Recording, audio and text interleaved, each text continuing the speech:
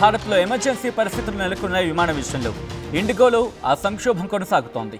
సర్వీసుల పునరుద్ధరణపై ప్రయాణికులకు IndiGo clarity ఇవ్వని పరిస్థితి ఉంది. రోజు దాదాపుగా 2300 విమానాలు నడుపుతూ ఉంటుంది ఇండిగో. ఇవాళ అందులో 1650 అంటే 1650 విమానాలు మాత్రమే ప్రస్తుతం ప్రయాణంలో ఉన్నాయి. అంటే 650 విమానాలు ఇక్కడ రద్దు చేస్తున్న సందర్భం. 250 పైచీలకు ఇక్కడ విమానాల సంఖ్య గురించి మాట్లాడుకుంటే క్రమం ఉంది. ఎప్పుడు క్యాన్సిల్ అవుతాయని చెప్పి ఈరోజు ఆసక్తికరంగా 650 విమానాలు రద్దు చేస్తామని చెప్పి ఇండిగో ప్రకటించింది. డిసెంబర్ 10 నాటికి సాధారణ స్థితికి చేరుకుంటుంది ఇండిగో పరిస్థితి అనేది వినిపిస్తున్న మాట. సంక్షోభంపై ఇండిగో సీఈఓ పీటర్కు డీజీసీఏ షోకాస్ నోటీస్ జారీ చేసింది. ఆ విజువల్స్ మీరు చూస్తున్నారు. ప్రస్తుతం ఎటువంటి ఆందోళనకర పరిస్థితి ఉందనేది ఇండిగో సాధారణంగా ఇటు భారత్లో మరి ముఖ్యంగా డొమెస్టిక్ ఫ్లైట్స్ గురించి మాట్లాడుకుంటే ఇటు ఎయిర్ ఇండియా అలాగే ఇండిగో ఈ రెండు కలిపి ఇంకా 80% వాటా ఉంటుంది వీటిది ప్రయాణికులకు సంబంధించి మాట్లాడుకునే క్రమంలో. సో ఒక్కసారిగా ఇండిగో ఎప్పుడైతే సర్వీసెస్ క్యాన్సిల్ అయిపోయాయో ఒకదాని తర్వాత ఒకటి ఎప్పుడైతే క్యాన్సిల్ అయిపోయాయో ఈ రేట్లు ఆకాశానికి చేరుకున్నాయి. దీంతో డీజీసీఏ రంగంలోకి దిగింది. ఇన్ఫ్యాక్ట్ పౌర విమానయాన శాఖ రంగంలోకి దిగాల్సి వచ్చింది. రంగంలోకి దిగిన తర్వాత రేట్లను కాస్త సడలించిన పరిస్థితి ఉంది. వాటి మీద ఒక క్యాప్ విధించింది. దాంతో రేట్లు కాస్త అందుబాటులోకి వచ్చాయి. కానీ ప్రయాణికులు మాత్రం ఆ భయాందోళన అలాగే కంటిన్యూ అవుతోంది. సో ప్రస్తుతం ఎయిర్పోర్ట్లో ఎటువంటి పరిస్థితి ఉంది, నేరుగా ప్రయాణికులు మనతో పాటు లైవ్లో టచ్లోకి వచ్చారు. ఒకసారి వారితో మాట్లాడే ప్రయత్నం చేద్దాం. జోసెఫ్ ప్రయాణికులు మనతో పాటు ప్యాసింజర్ ప్రస్తుతం మనతో పాటు లైవ్లో ఉన్నారు. ఒకసారి ఆయన దగ్గరికి వెళ్ళే ప్రయత్నం చేస్తున్నాను. జోసెఫ్, ప్రస్తుతం ఎయిర్పోర్ట్లో ఎటువంటి సిచ్యువేషన్ ఉందండి? మీరు ఇన్ఫ్యాక్ట్ ఏ ఫ్లైట్కి వెళ్తున్నారు ఫస్ట్? Sir good afternoon. నేను యాక్చువల్గా హైదరాబాద్ నుంచి చెన్నైకి నేను జనరల్ గా నాకు అఫీషియల్ మీటింగ్స్ ఉన్నాయి, నేను వెళ్తున్నాను. సో ఇప్పుడు చూసినట్లయితే సార్ ప్రతిసారి నేను దాదాపుగా ఇప్పుడు 35 సారి నేను ఫ్లైట్ జర్నీ చేస్తున్నాను. కానీ ఇంత అంటే కలకలలాడడం అంటే విలవిల బోడడం జనాలు లేక క్రౌడ్ లేక ఫస్ట్ టైం నేను చూస్తున్నాను సార్. సో ఇప్పుడు ఈ సిచ్యువేషన్ లో నేను ఖచ్చితంగా వెళ్ళాలి. So most of the flight cancel అయిపోయినాయి యాక్చువల్ గా. కానీ లక్కీలీ నా ఫ్లైట్ క్యాన్సిల్ కాలేదు. కానీ ఫస్ట్ టైం చూస్తున్నాను అసలు క్రౌడ్ లేకుండా. అసలు ఎలా ఉందంటే ఇక మీరు చూస్తుండొచ్చు, నేను విజువల్ చూపెడుతున్నాను మీకు. సో సో ఇలా ఉంది చాలా ఖాళీగా కనిపిస్తోందండి సార్. సో మా ఫ్లైట్ అయితే ఆన్ టైమే ఉంది సార్. మా ఒక్క ఫ్లైట్ లక్కీ అది. ఇంకా సో చాలా మంది రిటర్న్ క్యాన్సిల్ అయినా వెళ్ళిపోయారు. బట్ అది లక్కీ అనుకోండి. ఓకే, అంటే యాజ్ ఎ కామన్ ప్యాసింజర్గా మీకేమనిపించింది? ఫ్లైట్కి వెళ్ళాలనిపించిందా, లేకపోతే డ్రాప్ అయిపోతే బాగుంది అనిపించిందా? ఎందుకంటే ఈ మధ్యకాలంలో దాదాపుగా 6 గంటలు 7 గంటలు డిలే అవుతున్న సందర్భం ఉంది కదా. ఇంకా ఎస్ సార్, యాక్చువల్లీ మేము న్యూస్ చూస్తూనే ఉన్నాము 2-3 డేస్ నుంచి. ఎందుకంటే చాలా మంది అసలు పడుకోవడానికి కూడా ప్లేస్ లేదని చెప్పి చాలా ఇబ్బంది పడుతున్నారని చెప్పి మనం న్యూస్ లో చూసాము. కానీ ఈ క్రిటికల్ డ్యూరింగ్ ఈ పీరియడ్ ఆఫ్ టైంలో నేను ఖచ్చితంగా అఫీషియల్ మీటింగ్ నేను వెళ్ళాలి ఖచ్చితంగా. సో అందు గురించి నేను డేర్ చేశాను సార్, ఏదైతే సరే వెళ్దాము అని చెప్పి. సో చాలా మంది కూడా నా ముందే వెళ్ళిపోయారు, ఫ్లైట్ క్యాన్సిల్ అయిందని చెప్పి చాలా మంది వెళ్ళిపోయారు. సో నేను ఒక్కసారి చెక్ చేద్దామని చెక్ చేసుకుంటాను. లక్కీలీ ఏంటంటే నా ఫ్లైట్ మాత్రం క్యాన్సిల్ కాలేదు, అది కూడా ఆన్ టైమ్ లో ఉంది. సో నేను ఎప్పుడు చూడలేదు సార్ ఇంత క్రౌడ్ లేకుండా ఒక ఎయిర్పోర్ట్ ఉండడం. అని ఇది అనమాట. లైక్ ఇండిగో గురించి మాట్లాడుకుంటే అఫ్కోర్స్ గతంలో కూడా, ఎందుకంటే డొమెస్టిక్ వచ్చినప్పుడు ఇండిగో లేకపోతే ఆల్టర్నేట్గా మనకి ఎయిర్ ఇండియా కనిపిస్తూ ఉంటుంది. ఆల్టర్నేటివ్ ఇంకోటి అధికార పక్షంలో అప్పుడు స్పైస్ జెట్కో ఇలా మిగిలిన ఆప్షన్స్ చూస్తూ ఉంటాం. సో ఇండిగో గురించి ఒకసారి మాట్లాడే ప్రయత్నించండి. గతంలో ఉన్న ఇండిగోకి ఇప్పుడు మీరు చూస్తున్న ఇండిగోకి డిఫరెన్స్ మీకు ఏమనిపిస్తోంది? సార్ యాక్చువల్లీ ఇండిగో అంటే ఒకప్పుడు మాకు ఎలా ఉండే అంటే ట్రస్టెడ్, సేఫ్ జర్నీ ప్లస్ మనకు ఆన్ టైం సర్వీస్. సో చాలా బాగుండేవి సార్. కానీ ఫస్ట్ టైం అసలు మేజర్లీ ఇప్పుడు జర్నీ ఇచ్చిన ఫ్లైట్స్ లో 99% ఆ ఇండిగోనే సార్. చాలా బాగుండేది ఒక. కానీ ఇప్పుడు ఇండిగో బుక్ చేయాలంటే మాకు స్కేర్ అయిపోయింది. ఎందుకంటే ఇది ఆల్రెడీ మాకు 15 డేస్ బ్యాక్ బుక్ చేశారు కాబట్టి మేము బుక్ చేసుకున్నాము. కానీ సడన్లీ ఇట్లా సడన్ గా ఫ్లైట్ క్యాన్సిల్ అయిపోయింది, లేదంటే సడన్ గా ఇలాంటి ప్రాబ్లం వచ్చిందంటే ఖచ్చితంగా సఫర్ అవుతారు సార్. సో మళ్ళీ ఇంకొక ఫ్లైట్ బుక్ చేసుకుందాం అనుకున్నా 30,000, 35,000, 40,000 ఉన్నాయి. సో నేను అదే స్కేర్ అయ్యాను first of all. So but luckily నా ఫ్లైట్ క్యాన్సిల్ కాలేదు, అది సంతోషం. ఓకే. సో మీ ఫ్రెండ్స్‌తో ఎందుకంటే మీరు చాలామంది మీ ఫ్రెండ్స్ ఉండుంటారు, వెళ్తూ ఉంటారు, వస్తూ ఉంటారు. బట్ అప్పుడు ఎందుకంటే ఒకానొక టైంలో ఇక్కడి నుంచి ఢిల్లీకి వెళ్ళాలన్నా, ఇక్కడి నుంచి ఎక్కడికి వెళ్ళాలన్నా హార్డ్‌లీ 5,000, 6,000 అయిపోయేది. కానీ ఇప్పుడు 30,000, 40,000 అన్నప్పుడు వాళ్ళ పరిస్థితి ఏంటి? వాళ్ళేమంటున్నారు? ఎందుకంటే మీరు కూడా అక్కడ చూస్తున్నారు, అక్కడ ప్యాసింజర్స్‌తో మాట్లాడుతున్నారు. ఏమంటున్నారు వాళ్ళు? సార్ వాళ్ళందరూ ఏమంటారంటే వాళ్ళొక షాకింగ్, వాళ్ళొక ఫ్రస్ట్రేషన్ ని వ్యక్తం చేస్తున్నారు. ఇదేంటి 30,000 పెట్టడం ఏంది ఒక ఫ్లైట్ జర్నీకి, 5,000, 6,000 ఉన్న కామన్ చార్జెస్ 30-50 అని చెప్పి ఒక విధంగా వాళ్ళ యాంగ్రీనెస్ వ్యక్తపరుస్తున్నారు. అక్కడ వాళ్ళు అడిగితే కూడా వాళ్ళు ఏం చెప్పట్లేదు అక్కడ వాస్తవానికి. సో చాలా ఇబ్బంది పడుతుంది సార్ పాపం పిల్లలు, ఎవరు వృద్ధులు అయితే చాలా ఇబ్బంది పడుతున్నారు. మిగతా వాళ్ళంటే ఏదో ఆల్టర్నేట్ చూసుకుంటున్నారు కానీ. సో ఇదంతా చాలా ఇట్లా జరగదు సార్. యాక్చువల్లీ స్ట్రాంగ్ ఏదైనా సరే ఒక డిసిషన్ కానీ తీసుకోవాలి యాక్చువల్లీ. ఓకే. సో గతంలో మీరు ఎప్పుడైనా ఇటువంటి పరిస్థితి చూసారా? ఎందుకంటే కోర్స్ మనం ఎవరైనా చూస్తూ ఉంటాం. మహా అయితే అక్కడికి వెళ్ళిన తర్వాత బోర్డింగ్ అయిన తర్వాత ఒక హాఫ్ అన్ అవర్, మహా అయితే ఒక 40 మినిట్స్ డిలే ఉంటుంది. ఓ క్లైమేట్ బాగాలేని పక్షంలో అనే టైంలో. బట్ ఇది 2 hours, 3 first time first time sir నేను ఇది వరకు ఎప్పుడు కూడా ఇట్లాంటి ప్రాబ్లం ఫేస్ చేయలేదు. ఆన్ టైం ఒక 5 to 10 మినిట్స్ అట్లా డిలే అయిన సందర్భాలు ఉన్నాయి. బట్ ఆన్ టైమ్ లో మాక్సిమం తీసుకెళ్లిన సందర్భాలు ఉన్నాయి. Proper response, proper service. అసలు నేను ఇక్కడికి వచ్చే ముందు సార్ ఎన్ని హెల్ప్ లైన్ కాల్ చేశానో, ఎన్ని ఆన్లైన్ లో చెక్ చేశానో, ఒక్కటి అసలు అన్అవైలబుల్ సర్వీస్ అన్ని అయినా కూడా సార్ నేను రావాల్సి వచ్చింది యాక్చువల్లీ. ఎందుకంటే మేము ఒక ప్రైవేట్ ఎంప్లాయీ సార్, మేము ఖచ్చితంగా అఫీషియల్ మీటింగ్స్ అటెండ్ కావాలి ఖచ్చితంగా. సో ఇప్పుడు నా ఫ్లైట్ క్యాన్సిల్ అయితే నా పరిస్థితి ఏంటి? ఇప్పుడు నేను ఆల్టర్నేట్ గానే బుక్ చేసుకోలేను కదా. 30,000-50,000 అది నాకు బర్డెన్ అయిపోతుంది. అది I cannot afford that amount. So మళ్ళీ ఆల్టర్నేట్ గా ఈవెన్ సార్ రైల్వే స్టేషన్ మా ఫ్రెండ్ వెళ్ళాడంట, ఫుల్ రష్ అంట అక్కడ. సో రైల్వే స్టేషన్ కాదు ఇంకా, అంటే బస్సులు ఆల్టర్నేట్ చూసుకోవాలంటే ఇప్పుడు డబ్బులు ఎలా చెల్లించాలి మేము ఇంత? సో ఇది చాలా ఇది not accepted sir actually. So luckily నాకు ఫ్లైట్ దొరికింది కాబట్టి ప్రాబ్లం లేదు. సో ఇప్పుడు నాకు ఫ్లైట్ దొరకకపోతే చాలా ప్రాబ్లం అయ్యేది నాకు ఇప్పుడు. ట్రూ. సో అంటే గతంలో మనం మాట్లాడుకున్నప్పుడు ఫ్లైట్ని ఎందుకు వెళ్తాం ఫ్లైట్లో, ఎందుకంటే ఆఖరి మూమెంట్లో ఫ్లైట్ క్యాచ్ చేసే అవకాశం ఉంటుంది, టైం సేవింగ్ కోసం వెళ్తూ ఉంటారు. సో ఇప్పటి నుంచి ఫ్లైట్స్ నమ్మే అవకాశం ఉందా మీరు?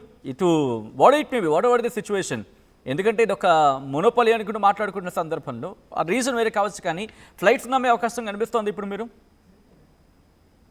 సార్ ఇప్పుడు ఎప్పుడు లేని ఒక భయము, ఎప్పుడు లేని ఒక ఆందోళన, ఎప్పుడు లేని ఒక టెన్షన్. మళ్ళీ ఫ్లైట్కి వెళ్దామంటే భయం అవుతుంది. సో ఇది ఒక మోనోపలిగా ఒక్కటే సర్వీస్ కి మనము ప్రిఫర్ చేయడం కరెక్ట్ కాదు. దయచేసి గవర్నమెంట్ ఇది ఒక దీని అంటే ఇన్వాల్వ్ అయ్యి సో దీన్ని ఏ విధంగా పరిష్కారం దిశగా కృషి చేయాలి అంతే తప్ప. సో మనం ఒకటే సర్వీస్ ప్రిఫరెన్స్ ఇస్తే ఇలా ఉంటుంది. సో జనరల్ గా ఫ్లైట్ టైంలో మనం చూసినట్లయితే 60-70% ఇండిగోకి వెళ్తారు. మరి అది వాళ్ళ అడ్వాంటేజ్ తీసుకుర్రో మరి ఇలా తెలియదు. బట్ ఇదైతే pathetic situation sir, very tragedy actually. So నేను ఫస్ట్ టైం భయపడ్డాను సార్. నేను సిద్దిపేట నుంచి వచ్చాను యాక్చువల్లీ. సో నేను ఫ్లైట్ జర్నీ అసలు ఇక్కడికి వచ్చేంత వరకు, నాకు ఫ్లైట్ కన్ఫర్మ్ చేసేంత వరకు ఇదే ఇంకా అది మా మైండ్ లో అదే ఉండిపోయింది. నాకు ఫ్లైట్ దొరుకుతుందో లేదో, నా పరిస్థితి ఏంది ఇవాళ, అసలు ఇది కాకపోతే ఆల్టర్నేటివ్ అని చెప్పి ఒక ఫస్ట్ టైం నేను ఇంత భయపడాల్సిన అవసరం లేదు యాక్చువల్లీ. ఓకే. కాల్ సెంటర్కి వాళ్ళ హెల్ప్ లైన్స్ ఉంటాయి కదా, హెల్ప్ లైన్స్ పనిచేసాయా? కాల్ చేశారా మీరు? హెల్ప్ లైన్స్ కు చాలా సార్లు ట్రై చేశాను, కాల్ చేశాను. అసలు అన్ని బిజీ పెట్టారు, లేకపోతే అవుట్ ఆఫ్ సర్వీస్ పెట్టారు. ఏ ఒక్కటి ఆన్లైన్ సర్వీస్ కూడా పనిచేయలేదు యాక్చువల్గా. రైట్. సో జోసెఫ్, ఈ విమానాల గురించి ఎందుకంటే ఇందాక కూడా మనం మాట్లాడుకున్నాం, ఆఖరి మూమెంట్లో క్యాచ్ చేసే ప్రయత్నం ఉంటుంది కాబట్టి అలాంటి వాళ్ళకి ట్రైన్లో ఆల్టర్నేటివ్ అంటే ఇస్ ఇట్ పాసిబుల్? మీరేమనుకుంటున్నారు? సార్ ఇప్పుడు అకస్మాత్తుగా ఇప్పుడు ఫ్లైట్ జర్నీ చేసే వాళ్ళు కొంచెం మళ్ళీ ట్రైన్ కానీ బస్సు కానీ జర్నీ చేయాలంటే కొంచెం తీసుకోలేరు, వాళ్ళు కొద్దిగా సమయం పడుతుంది. కానీ ఇలాంటి సిచ్యువేషన్ ఎదురైనప్పుడు ఇప్పుడు అక్కడ కూడా మళ్ళీ ఛార్జెస్ పెంచారు సార్. అక్కడ ఛార్జెస్ పెంచారు, అసలు ఏ సీట్ కూడా కన్ఫర్మ్ అవ్వట్లేదు ఫస్ట్. ఇంకోటి మనం అడ్వాన్స్ బుకింగ్ చేసుకుంటేనే మనకు సీట్ కన్ఫర్మ్ అవుతుంది. అన్ని వెయిటింగ్ లిస్ట్ లో పెడతారు, అది కూడా కన్ఫర్మ్ లేదు. ఇప్పుడు నిలబడి పోవాలంటే కూడా నిలబడి పోవాలి. ఇప్పుడు ఒక జర్నీ అంటే భయం వేస్తుంది సార్ యాక్చువల్లీ. సో బస్సెస్ కూడా పెంచేస్తున్నారు. సో ఈ ఎఫెక్ట్ అక్కడ పడుతుంది. సో ఏదేమైనా ఈ విమానయాన సంస్థల పైన కొంచెం ఏదైనా సరే ఒక వీళ్ళకు గైడెన్స్ పాస్ చేయడం కానీ రూల్స్. జోసెఫ్ అంటే ఆల్రెడీ మీరు చూస్తుంటారు, ఒక నార్మల్ స్ట్రక్చర్ అనేది ఫిక్స్ చేయడం జరిగింది. ఇటు పైలట్లతో పాటు ఒక నార్మ్స్ని ఫిక్స్ చేసిన తర్వాత దానికి నడుచుకోపోవడం కారణంగానే ఇంతటి ఇబ్బందికర వాతావరణం ఈరోజు ఇండిగో ఫేస్ చేస్తోంది. సో దీని నిర్లక్ష్యం వెనకాల కారణం ఎవరు అనుకోవాలి? ఇటు ఇండిగో సంస్థ నిర్లక్ష్యం మనకు క్లియర్ కట్గా కనిపిస్తుంది అనుకోవాలా, లేకపోతే ఇన్స్టిట్యూషన్కి సంబంధించి మనకి క్వశ్చన్ చేసుకోవాల్సిన సందర్భం. యాజ్ ఎ ప్యాసింజర్గా మీరు ఏం చూస్తారండి? సార్ ఒకటే నాకు ఇందులో క్లియర్ గా అర్థమైంది ఏంటంటే మన ప్రిఫరెన్స్ అంతా మనం ఇండిగోకి ఇచ్చాం సార్. సో అందరం 70-60% సో జర్నీ చేసేది మాక్సిమం ఇండిగోనే. సో మరి వాళ్ళు మరి ఎలా ఫీల్ అయ్యారో నాకు తెలియదు. వాళ్ళ అడ్వాంటేజ్ ఏందో తెలియదు. సడన్ గా వాళ్ళు ఫ్లైట్ అవర్స్ జర్నీ తగ్గించాలని చెప్పి మరి ఈ విధంగా ప్రయాణికులను ఇబ్బంది పెట్టడం ఇది కరెక్ట్ గా సార్ ఇది. సో దయచేసి దీనిపైన ఇంకేమైనా మన గవర్నమెంట్స్ దీనిపైన చూడాలి సార్. సో ఆల్టర్నేటివ్ గా చూడాలి.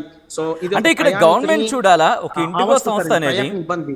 ఇండిగో సంస్థ అనేది ఒక టికెట్ క్యాన్సిల్ చేసిన తర్వాత సాధారణంగా మనం చూస్తూ ఉంటాం, ఒకవేళ మనం ఆన్ టైంకి వెళ్ళకపోతే కనుక వాళ్ళ ఫ్లైట్ వెళ్ళిపోతుంది. అదే వాళ్ళు లేట్ అయితే కనుక ఏముండదు. సో ఆల్టర్నేటివ్గా వాళ్ళు బుక్ చేస్తే బెటరా? ఆల్టర్నేటివ్గా వాళ్ళే ఏర్పాటు చేయాలా? అది ఎంత ఖర్చైనా వాళ్ళే ఏర్పాటు చేయాలా వేరే విమానానికి సంబంధించి, లేకపోతే అది కూడా ప్రభుత్వాలే భరించాలా? మీరేమనుకుంటున్నారు? సార్ నేను ఏమనుకుంటున్నానంటే ఫస్ట్ ఆఫ్ ఆల్ ఒకటి వీళ్ళకి ఒక అవేర్నెస్ ఉండాలి సార్. ఫస్ట్ అంటే మా ఇట్లాంటి నిర్లక్ష్య ధోరణి మళ్ళీ నెక్స్ట్ టైం జరిగితే మా పైన ఏదైనా మళ్ళీ స్ట్రిక్ట్ యాక్షన్ తీసుకునే అవకాశం ఉంది, లేదంటే ఏదైనా ఇంపాక్ట్ పడే అవకాశం ఉందని వీళ్ళకి తెలిస్తే ఏం చేస్తారంటే, సో ఇలాంటి సిచ్యువేషన్ జరిగినప్పుడు ఆల్టర్నేట్ గా మనకి ఏర్పాటు చేయాలి. ప్రయాణికునికి ఏదైనా అడిగినప్పుడు రెస్పాన్స్ కాకపోవడం, లేదంటే ప్రయాణికుని ఇబ్బంది పెట్టడం, సో ఇది కరెక్ట్ కాదు యాక్చువల్లీ. సో ఆల్టర్నేటివ్ గా ఖచ్చితంగా ఒక ప్యాసింజర్స్ కి వాళ్ళు ఆల్టర్నేటివ్ గా చూడాలి ఫెసిలిటీస్, అది జర్నీ అయినా సరే ఇంకేదైనా సరే. ఓకే, ఐ రిక్వెస్ట్ ఒకసారి మీరు లైన్లో ఉండే ప్రయత్నం చేయండి. దేశంలో ప్రైవేటు సంస్థల మోనోపలి లేకపోతే జియోపాలి, వాట్ ఇట్ మేబీ, ఏదో పోలి, ఏదో దరిద్రం, ఇలాంటివి ఏడిస్తే ఇలాగే ఏడుస్తుంది. ఎందుకంటే ఇటు కొద్దిసేపటిగా మాట్లాడుకున్నట్టుగా ఇండిగో, ఆ తర్వాత ఎయిర్ ఇండియా, ఈ రెండు కలిపే 80% ఉన్నాయి మన ప్రయాణికులకు సంబంధించి మాట్లాడుకుంటే క్రమంలో. సో అటువంటిది వేరే ఆల్టర్నేటివ్ లేకపోవడం ప్రస్తుతం భారతదేశం ఎటువంటి పరిస్థితిని చవిచూస్తుందో చూసాం. అఫ్కోర్స్ ఇది కామన్ మ్యాన్కి అంతగా ఎఫెక్ట్ కాకపోవచ్చు, కానీ ఒక మధ్యతరగతి వ్యక్తి కొంచెం ముందుకు వెళ్ళని అడుగు వేసే క్రమంలో అడ్డుపడుతున్నట్టుగా ఉన్న పరిస్థితి. కారణం ఏంటి? మనం మళ్ళీ పునరాలోచన చేసుకోవాల్సిందే. నేనే ఉన్నా కదా, నేనే దిక్కు, ఇంకెవడూ లేడు అనే ఒక స్వార్థపూరితమైన గర్వం, ఇన్నాళ్ళు నాదే రాజ్యం అని నడిస్తే కనుక ఇలాగే ఉంటుంది. సో ప్రస్తుతం దీనికి ప్రత్యామ్నాయాలు చూడాల్సిన బాధ్యత గురించి మాట్లాడుకుంటున్న క్రమం. సో ఇకపై చల్లదు ఇలాంటిది. ఎందుకంటే ఏమిటి గర్వం? ఒక ప్రశ్న నేరుగా వినిపిస్తోంది కదా. అన్ని విమానయాన సంస్థలకి ఒకటే నియమాలు ఉన్నాయి, ఒకటే నిబంధనలు ఉన్నాయి. వాటికి అడ్డురానివి ఇండిగోకి వచ్చిన అడ్డేంటి? ఒక నామ్స్ని ఫాలో అవ్వమని చెప్పిన తర్వాత దానికి తగ్గట్టుగా స్టాఫ్ని రిక్రూట్మెంట్ చేసుకోవడం ఏం డబ్బులు పిండట్లేదా? ఎంత కావాలంటే అంత పిండుకుంటున్నారు కదా పిండాల్సిన టైంలో. అటువంటిది స్టాఫ్ని రిక్రూట్ చేసుకుని ఉంటే ఈరోజు ఆ పరిస్థితి రాకపోతుంది కదా. అంటే కావాలని చేశారా? ఇది మీకు పాటించడం చేతకాక? ఇది కామన్ మ్యాన్ ప్రశ్నిస్తున్న సందర్భం. ఒక కామన్ ప్యాసింజర్ ఈరోజు వాళ్ళ ఆగ్రహాన్ని చూడండి, ఎయిర్పోర్ట్స్లో వాళ్ళ ఆగ్రహాన్ని చూడండి ఒక్కసారి. ఆ కింద విజువల్స్లో చూస్తున్నారా? అది ఎయిర్పోర్టులా కనిపిస్తోందా? ఏదో ఎయిర్పోర్ట్లా కనిపిస్తోందా? పండగ పూట మన బస్ స్టేషన్స్ పాపం వాళ్ళు ఎంత నీట్గా అరేంజ్ చేస్తాం అనుకున్న ప్రయాణికుల కిక్కిరిసిపోయిన వాతావరణంతో అది కాదు, అలా ఉంది. అది ఎయిర్పోర్ట్ అసలు. పోనీ లోపలికి వెళ్ళమని తిందామంటే ముట్టుకుంటే 100 రూపాయలు ఏదైనా, అలా ఉంటుంది పరిస్థితి అక్కడ.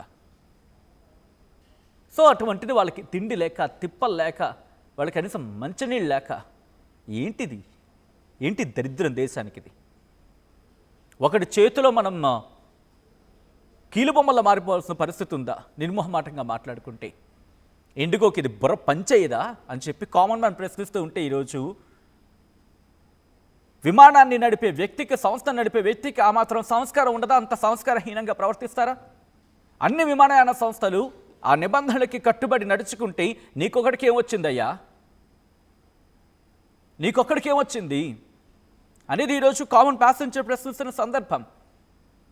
నువ్వు ఎక్స్ప్లెనేషన్ ఏదో ఇచ్చుకోవచ్చు గాక, ఏదో సముదాయించుకోవచ్చు గాక, డబ్బులు ఇచ్చేస్తాను, అది చేసేస్తాను, ఇచ్చేసేస్తాను, వద్దు, ఆ డైలాగులు వద్దు. ఇంకా ఇదే కదా కామన్. ఒకసారి మీరు చూడొచ్చు, విదేశీయులు మన దగ్గరికి వచ్చి వాళ్ళు అక్కడ అలా చేస్తున్నారంటే ఎవరిచ్చిన చనువు సార్, ఎవరిచ్చిన దాన్ని ఏంటంటారు, ఆ లూప్ హోల్ సార్ ఇది. IndiGo you should shame for this today. నీ వల్ల దేశానికి ఈరోజు ఆ విదేశీయులు అలాగొచ్చి మన టికెట్ కౌంటర్ దగ్గర ఎక్కి వాళ్ళు నిరసన వ్యక్తం చేస్తున్నారంటే వాళ్ళ దేశానికి, భారతదేశంకి వెళ్ళి ఏం చెప్తారు వాళ్ళు? IndiGo because of this idiocracy.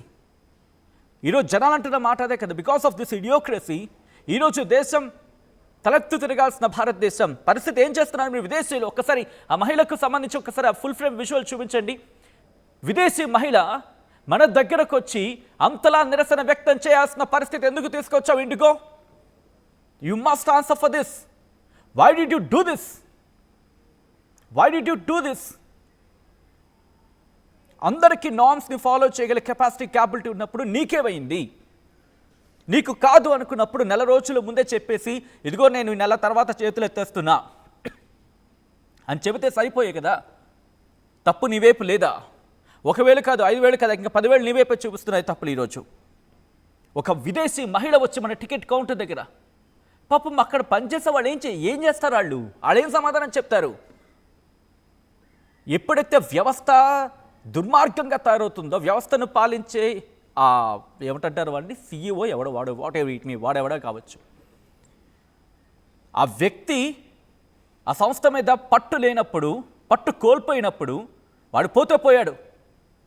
ఈరోజు దేశం పరువుని, ఒక కామన్ ప్యాసింజర్ వాల్యూని ఎక్కడ తీసుకెళ్ళి పెట్టాడు వీడు? ఒకసారి నేను ప్యాసింజర్ దగ్గరికి వెళ్ళే ప్రయత్నం చేస్తున్నాను. జోసెఫ్ మనతో పాటు ప్రస్తుతం ఎయిర్పోర్ట్ నుంచి లైవ్లో కంటిన్యూ అవుతున్నారు. జోసెఫ్, వాట్ యూ సే అండి? అంటే ఇంత మీరు చూడడం జరుగుతోంది, and you have been 35 flight trips, మొత్తం దాదాపుగా 30కి పైగా మీరు విమాన ప్రయాణాలు చేస్తున్నారన్నారు. So what the change you want? ఏమనిపిస్తుంది? ఎందుకంటే అఫ్కోర్స్ మీరు కావచ్చు, నేను కావచ్చు, కాస్త తక్కువ రేటు ఉంటుందనో, లేకపోతే మన సంస్థనో, ఇండిగోనో, లేకపోతే ఎయిర్ ఇండియానో వెళ్తూ ఉంటాం. కనీసం ఒకప్పుడు కమ్మగా కొంచెం వేడి నీళ్ళ, లేకపోతే కమ్మగా కొంచెం ఏమైనా పెట్టేవాళ్ళు భోజనంగా. ఇప్పుడు అది కూడా తీసేసి సీటు సంఖ్య పెంచేసుకొని నువ్వు దిగుతూ ఉండగానే ఎక్కి అంటూ ఉంటారు మళ్ళీని. So did you feel that? And ఎప్పుడైనా మీరు ఫీల్ చేస్తారా? ఎందుకంటే ఇంకా వాళ్ళు ఏమిటంటారు, ఫ్లైట్ ఇంకా అక్కడ ల్యాండ్ అవుతుందంటే మీరు రెడీ అవ్వండి, మీరు దిగిపోవండి అని చెప్పి వెనక నుంచి ఎక్కించేస్తూ ఉంటారు. ఈ హడావిడి కూడా ఉంటుంది. And what did you see the difference అండి? అప్పటికి ఇప్పటికి ఇండిగో మీరు చూసిన డిఫరెన్స్ ఏంటి? వాళ్ళకి ఏం సజెషన్ ఇవ్వాలనుకుంటారు ఒకళ్ళు ఇస్తే కనుక మీరు? సార్, సజెషన్ అంటే ముఖ్యంగా ఇలాంటి సంఘటనలు పునరావృతం కాకుండా సో వాళ్ళు ముందస్తు జాగ్రత్తలు తీసుకోవాలి. ఎందుకంటే ఒక మిడిల్ క్లాస్ పర్సన్ జర్నీ చేయడం చాలా కష్టం ఇలాంటి క్రైసిస్ ఎదురైనప్పుడు. ఎందుకంటే మామూలుగా వేరే వాళ్ళు హైఫై ఫ్యామిలీస్ వాళ్ళు ఇంటర్నెట్ చూసుకొని వెళ్తారు సార్ ఎక్కడైనా సరే. మిడిల్ క్లాస్ పర్సన్ కి చాలా కష్టం ఇది. ముఖ్యంగా ప్రైవేట్ ఎంప్లాయీస్ ఎక్కువ జర్నీ చేస్తారు కాబట్టి. సో ఇలాంటి సంఘటనలు పునరావృతం కాకుండా గవర్నమెంట్ ఇన్వాల్వ్ అయ్యి సో దీనిపైన ప్రత్యేక దృష్టి సారించి ఒక కమిటీ చేసి సో దీనిపైన ఒక రూల్స్ అండ్ రెగ్యులేషన్ పాస్ చేస్తేనే సో ఇలాంటి వాటిపైన మనం ఇలాంటి వాటిని అరికట్టగలుగుతాం మనం. లేకపోతే ఇంకా వాళ్ళ ధోరణిలో వాళ్ళు వెళ్తే సో సగటు మధ్యతరగతి వ్యక్తి మాత్రమే బాధపడతారు సార్. సో ఇది అన్నమాట. రైట్. అసలైన తొలి వెలుగు. ఫాలో వాట్సాప్ @తొలి వెలుగు official.